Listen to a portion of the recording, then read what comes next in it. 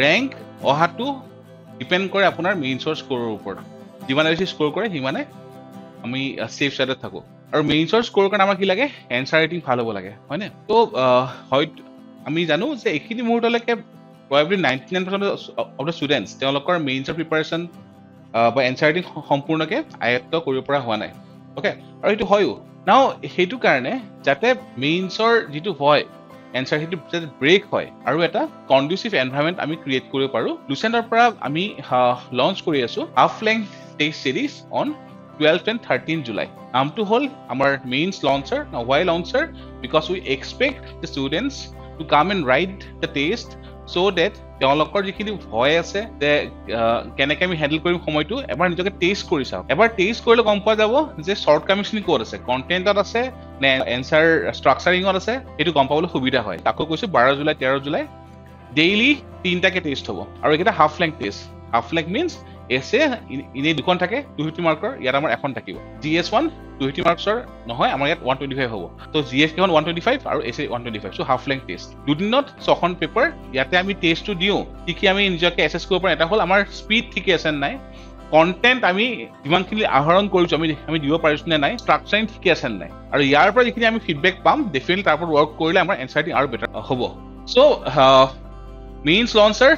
6 half length test in 2 days 12 July or 13 July the copies will be evaluated only by the faculties ঠিক আছে আৰু so that এটা diversified input পোৱা যায় answer board হেতু কাৰণে per copy তিনিজন ফেকাল্টি ডিসকাস কৰি তাৰ স্কোৰটো দিব so that সবৰে ইনপুট বেলেগ বেলেগ হ'ব পাৰে হয়নে তো হেতু কাৰণে আমি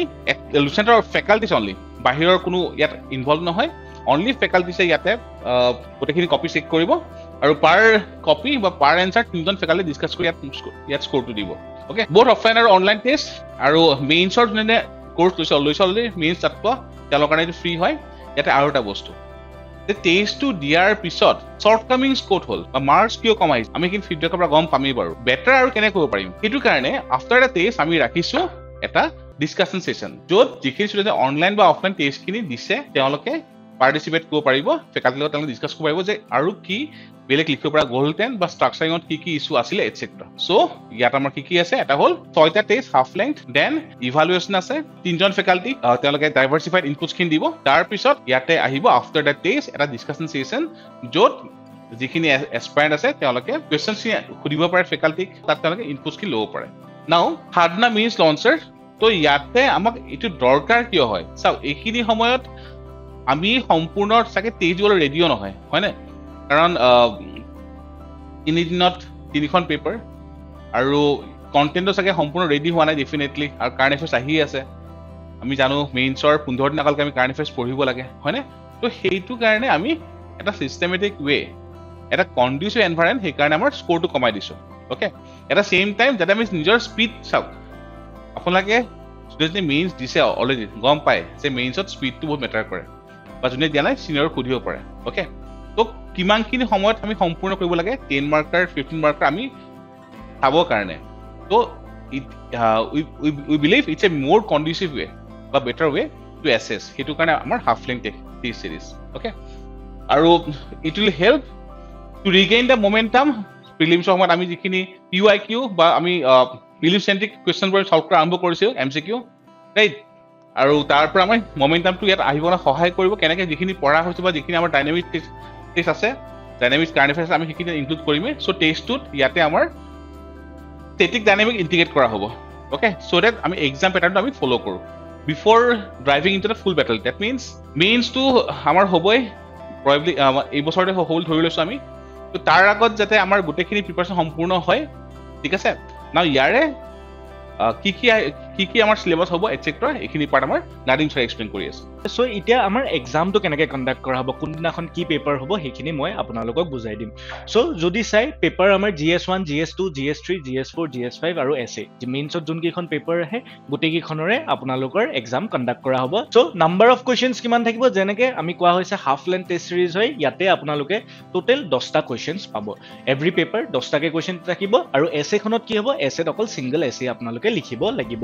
5টা কুৱেশ্যন 10 মাৰ্কৰ থাকিব 5টা কুৱেশ্যন 15 মাৰ্কৰ থাকিব এছেটো কি হ'ব এছেত আমাৰ হ'ব 125 মাৰ্কছৰ আৰু হেতু কাৰণে যোনটো আমি 3 আৱাৰ্ছ টাইম পাওঁ ইনে এক্সামত এই এক্সাম কিটা আমাৰ 1.5 আৱাৰ্ছৰ কাৰণে কণ্ডাক্ট কৰা হ'ব নেক্সট আমাৰ আহি গ'ল শিডিউলটো 12 জুলাইত আমাৰ কি কৰা হ'ব যেনেকৈ আমি মেইনছৰ সময়ত যোনে যোনে জানে মেইনছৰ এক্সাম দিছে বা যাৰ আইডিয়া আছে মেইনছটো কেনেকৈ কণ্ডাক্ট কৰা হয় 10:30 পৰা 12 লৈকে আমাৰ এছে পেপাৰখন হ'ব Then 1 পৰা 2:30 লৈকে GS1 পেপাৰখন হ'ব আৰু 4 পৰা 5:30 লৈকে GS2 পেপাৰখন হ'ব সিমিলাৰলি 13ত আমাৰ যোন তিনিখন পেপাৰ বাকি থাকিলে GS3 GS4 আৰু GS5 এইকেইটা এগেইন 10:30 পৰা 5:30 টাইম পিৰিয়ডটোত আপোনালোকৰ কণ্ডাক্ট কৰা হ'ব নেক্সট এডিশনেল ইনফৰমেশ্যন কিছুমান আছে যেনেকৈ টেষ্টটো আপোনালোকে বহুত অনলাইন অফলাইন এটেম্প কৰিব পাৰে যোনখিনি অফলাইন ষ্টুডেণ্টছ থাকিব অফলাইন যোনে যোনে আপোনালোকে টেষ্ট চিৰিজটো লয় কিন্তু ইয়াতে এটা কথা আমাৰ লিমিটেড চিটছ আছে বহুত বেছি চিটছ এভেইলেবল নাই চ' এনৰোল কৰিলে আপোনালোকে জল্দি এনৰোল কৰিব লাগিব অফলাইনৰ কাৰণে কাৰণ তাৰপিছত অফলাইনটো আমাৰ বন্ধ কৰি দিয়া হ'ব বাকি গোটেই অনলাইন হ'ব গোটেই প্ৰচিডিউৰটো চ' অফলাইন যোনখিনি হ'ব যেনেকৈ আপোনালোকে এক্সাম দিবলৈ আহে এক্সাম দিবলৈ ইয়াত আহিব লাগিব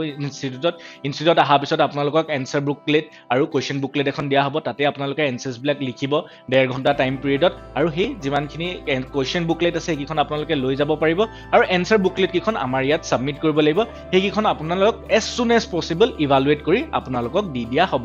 চিমিলাৰলি যোনখিনি অনলাইন ষ্টুডেণ্টছ থাকিব যোনে যোনে অনলাইন এক্সামটো দিব চ' অনলাইন ষ্টুডেণ্টছবিলাকৰ কি হ'ব যোনটো এনচাৰ বুকলেট থাকিব এনচাৰ্ছবিলাক কেনেকৈ লিখিব লাগে এনচাৰ্ছৰ আমাৰ একচুৱেলি এক্সামত অহা এনচাৰ বুকলেটখন কেনেকুৱা থাকে তাৰ এটা PDF কপি আপোনালোকৰ প্ৰায়ৰ পঠিয়াই দিয়া হ'ব সেইটো আপোনালোকে ডাউনলোড কৰি প্ৰিণ্ট আউট কৰি ল'ব পাৰিব আৰু যোনখন কুৱেশ্যন পেপাৰ আছে সেইখন এক্সামৰ আগে আগে আপোনালোকৰ পৰ্টেলত আপলোড কৰি দিয়া হ'ব তাৰ পৰা আপোনালোকে এনচাৰ্ছবিলাক এটেম্প কৰিব পাৰিব নেক্সট ইভালুৱেশ্যন আৰু সিনপচিছ ঠিক আছে যিমানখিনি আপোনালোকে এটেম্প কৰিব গোটেই বস্তু গোটেই কুৱেশ্যনছখিনি আপোনালোকে সিনপচিছ পাব কেনেকৈ এটেম্প কৰিব লাগে বস্তুখিনি কি কি আপোনালোকৰ লেকিং থাকি গ'ল সেইখিনি সিনপচিছ ফৰ্মেটত দিয়া হ'ব নেক্সট মিডুল ছাৰে অলৰেডি আপোনালোকক কৈছে যিমানখিনি এনচাৰ্ছ আছে চেকিং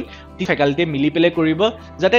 ডাইভাৰ্চিফাইড আমি এটা ভিউ পাব পাৰোঁ কেনেকৈ মাৰ্কিংবিলাক এক্সামত যেনেকুৱাকৈ হয় সেইটো টাইপত আপোনালোকক মাৰ্কছ দিব পাৰোঁ সেইটো কাৰণে আমি ইয়াত ট্ৰাই কৰিম আৰু এটা কথা যোনটো মিডুল ছাৰে আপোনালোকক ক'লে যে এটা আমি ডিছকাশ্যন ছেশ্যন ৰাখিম যেতিয়াই আমাৰ টেষ্টটো শেষ হৈ যাব আমাৰ চেকিংছবিলাকো কৰা হৈ যাব আপোনালোকে মাৰ্কছবিলাক পাই যাব তেতিয়া আপোনালোকৰ বহুত কুৱেশ্যনছ আহিব যে মোৰ কিয় মাৰ্কছ কমিলে কোনটো কুৱেশ্যনত এইটো কুৱেশ্যনত মোৰ কিয় মাৰ্কছ কমিলে এইটো মই কেনেকৈ বেটাৰ কৰিব পাৰোঁ চ' এটা অ'পেন ডিছকাশ্যন ছেশ্যন ৰাখিম যোনখিনিয়ে টেষ্টৰ কাৰণে এনৰোল কৰিব তেখেতসকলৰ যিমান যি ডাউট আছে আমাৰ ফেকাল্টি কেইজনক সুধিব পাৰে আমিও আপোনালোকক আইডিয়াছ দিম টিপছ দিম কেনেকৈ আপোনালোকে এইখিনি বেটাৰ কৰিব পাৰিব আমাৰ টেষ্ট চিৰিজটো যোনটো এইটো লঞ্চাৰ টেষ্ট চিৰিজ হয় সাধনা মেইন যোনটো টেষ্ট চিৰিজ আছে সেইটো আহিব তাৰ আগতে যাতে আপোনালোক প্ৰিপেয়াৰ হৈছে নে নাই আপোনালোকৰ কিমানখিনি বস্তু আগবাঢ়িছে যোনে যোনে আগতে মেইনছ দিছে তেখেতসকলে নিজকে টেষ্ট কৰিব পাৰে যে আপোনালোক এডাপ্টিভ হৈ আছে নে নাই বস্তুখিনি আপোনালোকৰ কানেকশ্যনত আছে নে নাই যোনখিনিয়ে নতুনকৈ টেষ্ট চিৰিজ দিব নতুনকৈ মেইনছ দিব যাব এইবাৰ ফাৰ্ষ্ট টাইম মেইনছ দিব তেখেতসকলে যাতে মেইনছৰ নিচিনা চিটুৱেশ্যন এটা হেণ্ডেল কৰিব পাৰে নে নোৱাৰে 3 দিন কণ্টিনিউৱাছ আমি এক্সাম দিব লাগিব ইয়াত যাতে আপোনালোকে এটলিষ্ট 2 দিনৰ কাৰণে এডাপ্টিভ হ'ব পাৰে সেইকাৰণে আমি এই টেষ্ট চিৰিজ যোনটো মেইনছ লঞ্চাৰ টেষ্ট চিৰিজ আছে সেইটো লঞ্চ কৰা হৈছে চ' গোটেই বস্তুখিনি কৈ দিয়া আছে এটা একদম মিনিমাম ফিৰ আমাৰ ৰখা হৈছে 499 ৰুপিজ এইটো আপোনালোকে জইন কৰিব পাৰে মেইনছৰ কাৰণে আপোনালোকক বহুত হেল্পফুল হ'ব থেংক ইউ